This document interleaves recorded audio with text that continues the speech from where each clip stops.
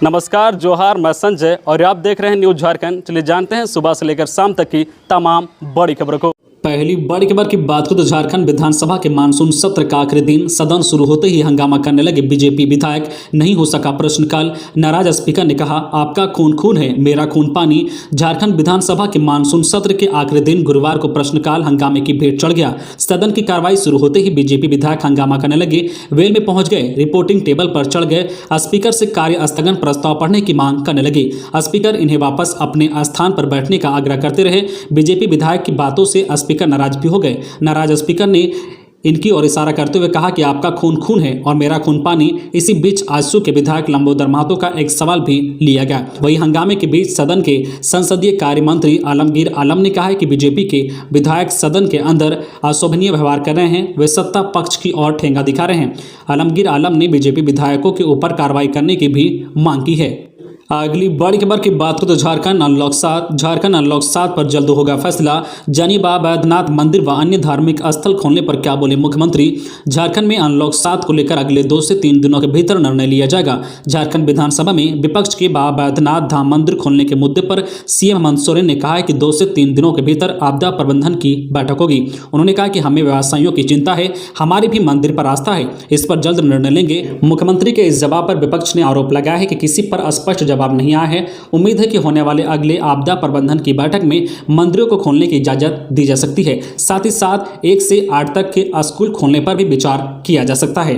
अगली बड़ी खबर की बात करें तो विधानसभा में नमाज कक्ष के विवाद पर स्वास्थ्य मंत्री का नया राग, वो नमाज नहीं प्रार्थना कक्ष, बोले भाजपा को मुसलमानों से है नफरत। झारखंड विधानसभा में नमाज कक्ष को लेकर चल रहे विवाद पर अब कांग्रेस के सुर बदल रहे हैं। गुरुवार को स्वास्थ्य मंत्री बन्ना गुप्ता ने अब इस मामले पर नया राग अल्पाते हुए कहा कि वह नमाज कक्ष नहीं प्रार्थना कक्ष है, मैं भी उसमें प्रार्थना करने जाऊंगा।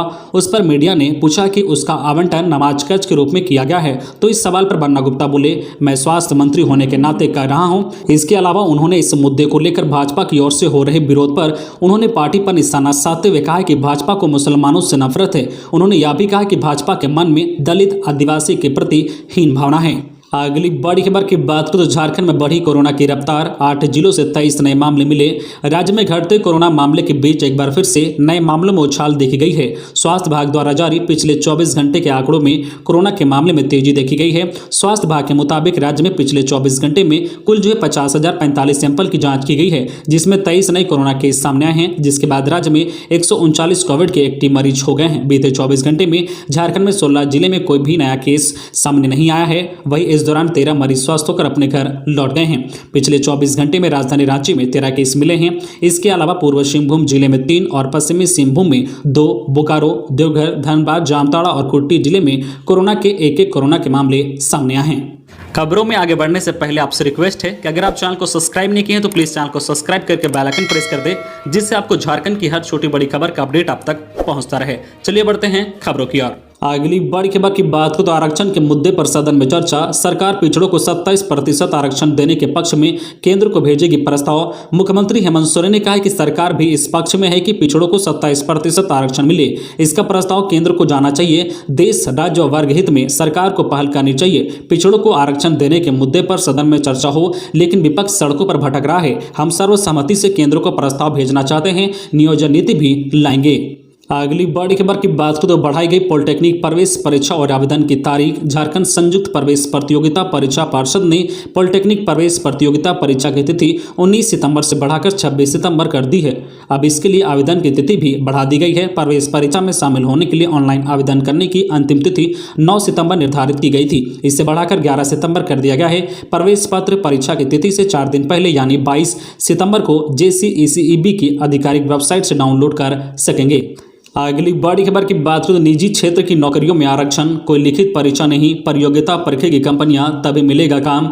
झारखंड में निजी क्षेत्र की नौकरियों में स्थानीय युवाओं को 75% आरक्षण देने का रास्ता साफ हो गया है। विपक्ष के विरोध के बीच कल विधानसभा में इससे संबंधित स्थानीय उम्मीदवारों का नियोजन विधेयक 2021 पास हो गया है। इस बिल का ड्राफ्ट हरियाणा की तर्ज पर बनाया गया है। अब निजी कंपनियों को 40,000 रुपये वेतन वाले 75% पदों पर स्थानीय युवाओं को प्राथमिकता के आधार पर नौकरी देनी होगी। हालांकि युवाओं को योग्यता के आधार पर ही नौकरी मिलेगी। जरूरत पड़ी तो उन्हें ट्रेनिंग भी दी जाएगी। इसकी अर्हता कंपनियां तय करेगी। बिल पारित होने के बाद अब नियमावली बनाने के लिए उच्च स्तरीय कमेटी बनेगी। यह कमेटी 6 माह के भीतर नियमावली का प्रारूप तय करेगी। उस पर स्वीकृति के बाद 75% नियुक्ति सुनिश्चित करने का प्रावधान लागू कर दिया जाएगा। इसके लिए पोर्टल बनेगा, उस पर युवाओं को रजिस्ट्रेशन करना होगा। अगली बड़ी खबर की बात करें तो झारखंड में भादों में रूठ गया मानसून। सितंबर के 8 दिनों में मात्र 112 मिलीमीटर हुई बारिश। झारखंड में भादों प्रवेश करते ही बारिश भाग सी गई है। मानसून पूरी तरह सुस्त हो गया है। इसका अंदाजा इस बात से लगाया जा सकता है कि अगस्त यानी सावन में जहां राज्य में सामान्य से अधिक बारिश हो रही थी,